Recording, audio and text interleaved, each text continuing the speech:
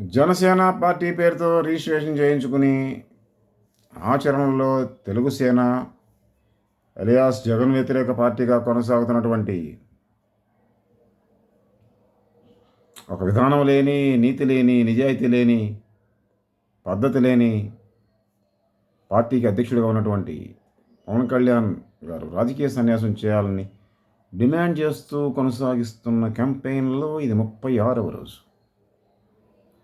పవన్ కళ్యాణ్ గారి మాట తీరు రోజుకొక రకంగా ఉంది. నిన్న మాట్లాడిన మాటకి మొన్న మాట్లాడిన మాటకి పొంతం లేదు. నిన్న మాట్లాడిన మాటకి ఇవాళ మాట్లాడే మాటకి పొంతం లేదు.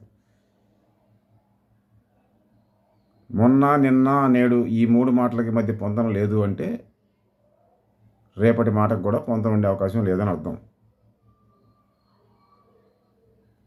దీన్ని మానసిక సమతుల్యత లేకపోవడం అంటారు. మామూలుగా అయితే మెడికల్ పరిభాషలో మానసిక స్థితి సరిగా లేకపోవడం అని. దానికి మెడికల్ చెకప్లు అవసరం కనుక మన భాషలోకి వెళ్ళకూడదు.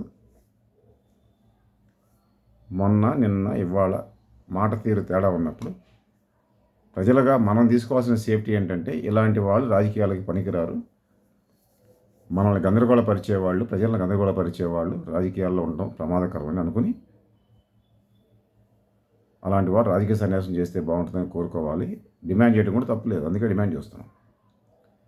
తను ఒక పార్టీ అధ్యక్షుడిగా ఉన్నానని చెప్పుకుంటూ మరొక పార్టీ గొప్పదని చెప్తూ మరొక పార్టీ అధ్యక్షుడు 15 ఏళ్ల పాటు ముఖ్యమంత్రిగా ఉండాలని నేను కోరుకుంటున్నానని, అది నా కళ అని, నా కోరిక అని, నా ఆకాంక్ష అని, నాకన్నా చంద్రబాబు గారు తెలియగలవాడని, నాకన్నా పాలనాధ్యక్షుడని మాట్లాడుతున్న వైఖరిలో పద్ధతి, విధానం ఏమైనా పవన్ కళ్యాణ్ గారికైనా కనిపించి ఉంటే చెప్పొచ్చు. అది కూడా చెప్పగలిగే పరిస్థితి లేదు 36 రోజుల నుంచి మాట్లాడుతున్నప్పుడు. అంటే ఆయన దగ్గర సమాధానం లేదని అర్థం. రాజకీయ సన్యాసం చాలా అవసరం సమాజానికి, ఆంధ్రప్రదేశ్ ప్రజానీకానికి, పవన్ కళ్యాణ్ గారికి. కమ్యూనిస్ట్ ఇండియా వర్ధిల్లాను, కమ్యూనిస్ట్ విప్లవం వర్ధిల్లాను.